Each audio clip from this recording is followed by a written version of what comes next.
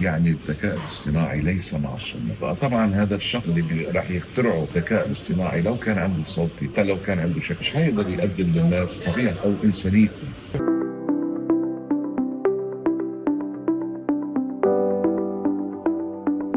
دايما بنشوف على السوشيال ميديا او عموما في كل البرامج بتتكلم بشكل ايجابي جدا وجميل جدا عن مصر، حتى انك مؤخرا كنت متزوج لاحد المدن الجديده في القاهره.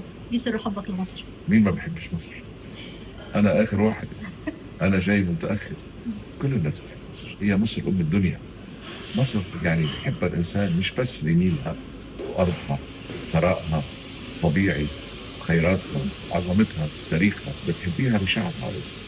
الشعب المصري شعب مميز، شعب ما في احلى منه، بتواضعه، بصبره، باخلاقياته، بايمانه، باهتمامه الناس. الانسان يجي على مصر ولا ممكن يحس حاله غريب، بيندمج في جو، بيحس انه هو صار جزء من الشعب المصري.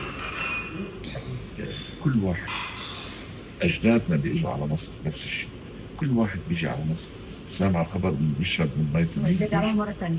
طبعا اكيد. فلا، مصر عندها سحر. نعم. سحر موجود بكل شيء، نعم. بطبيعتها، بنيلها، بعظمتها وتاريخها واهراماتها وقراعتها، وبشعبها.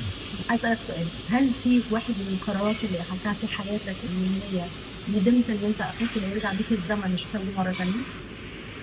لا، في اشياء كثيره ممكن يعملها الانسان بيندم عليها، بس انه بيتعلم منها. بيتعلم. لو سالت حضرتك عن برنامج المليونير اللي كمان حقق نجاح، هل انت ترى انه حقق نفس نجاح من سيربح المليون ام كان استثمار ليه؟ ايوه، البرنامج الاخير الملياردير. الملياردير. انا اسفه عليه مره ثانيه، بس انا اسفه. على المستوى العربي ما بعتقد حقق. نعم. بس على المستوى العراقي حقق. نعم. حقق نجاح باهر. نعم. وبسطوا فيه كثير. طبعا. ملوش علاقه بمن سيربح المليون. ما ده كان السؤال، هل هي بعدين ده له علاقه بشخصيتي انا. طبعا طبعا. له علاقه. نعم. في ناس عملوا من سيربح المليون ما حقق نجاح. نعم.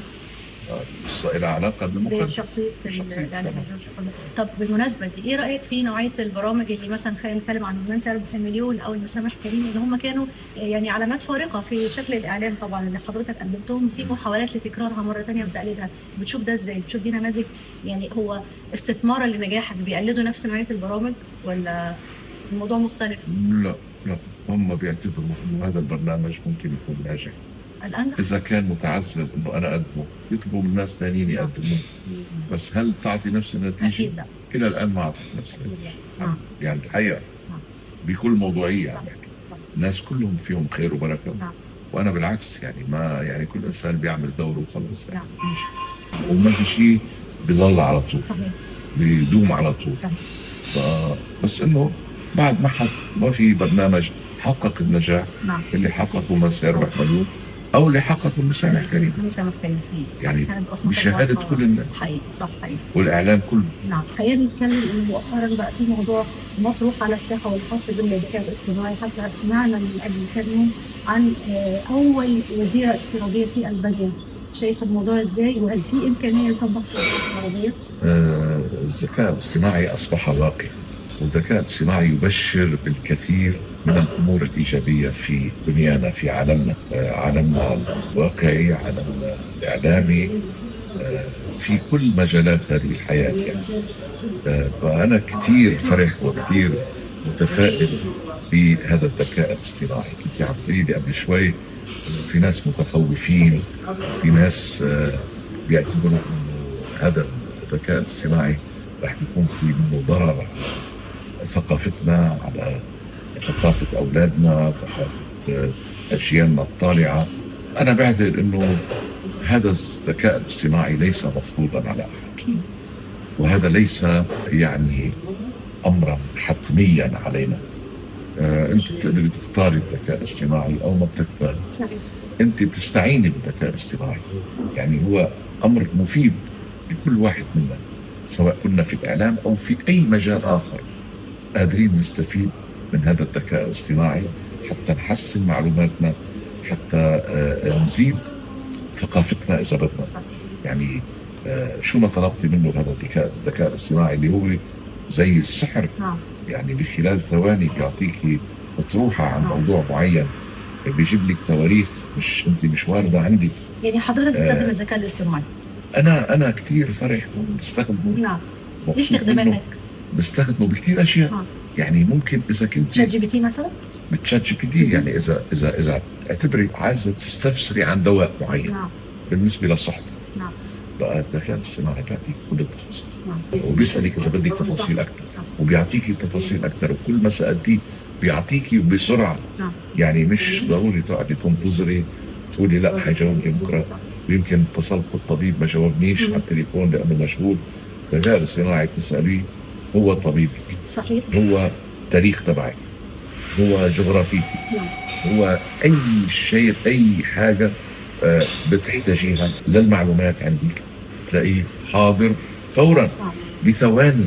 مش والله انتظري حتى يعني اعمل لك بحث وبكره بجاوبك، لا دغري بثلاث ثواني. جزء كمان يكون عم تعمل. من التخوف اللي موجوده انه من فتره ظهر انه في حادثه لاحد الاشخاص اللي سال شات جي بي تي عن نوع علاج او دواء معين واتبع التعليمات والشخص توفى. فهو دي بعض المخاوف اللي الناس انا ما سمعت فيها دي بصراحه. حادثه موجوده بصراحه على كل حال، يعني. على كل حال، على كل حال، يعني الذكاء الاصطناعي ليس معصوما نعم. من الخطا. نعم. بعتقد اللي بده يتعامل مع الذكاء الاصطناعي بده يتعامل بحذر. نعم. بده يكون هو كمان عنده استعداد قادر يحلل المعلومه، وقادر مش يتضرر منها، قادر يستفيد منها. نعم. وما يكتفي بس بمعلومات الذكاء الاصطناعي، ممكن يرجع يتاكد من خلال الريسيرش بيعملها هو. بس ما في شك، وشو بدك بهودي المتشائمين دائما، ده شيء عبقري. طبعا. ده شيء يعني انا معه جدا. يعني غير كل المقاييس، غير كل المعادلات في العالم. وده تطور مهم جدا تكنولوجي، تطور مهم في مجال الثقافي، في مجال تعزيز ثقافة الإنسان. بما انه حضرتك من المتحمسين للذكاء الاصطناعي، لو يعني سؤال افتراضي، لو كان الذكاء الاصطناعي بيقدم برنامج من سيربح المليون اللي حضرتك حققت بيه يعني شهره واسعه في كل الوطن العربي يمكن العالم كمان، تفتكر ممكن كان يحقق نفس النجاح والشهره؟ لا شيء حاجة ثانية، إنه الذكاء الاصطناعي بيقدر يخلق لك مذيعة أو مذيع يقدم لك برنامج موجود ما في شك، بس إنه هيومن تاتش مش موجود. الهيومن تاتش هو اللي بيعطيك النجاح، هو بيعطيك النجومية، هو بيعطي قبول الناس لك. بقى طبعا هذا الشخص اللي راح يخترعه الذكاء الاصطناعي لو كان عنده صوتي، حتى لو كان عنده شكل، مش حيقدر يقدم للناس طبيعتي او انسانيتي. بشكرك جدا استاذ، انا سعيده ومستمتعه جدا. الله يوفقك يا حبيبتي.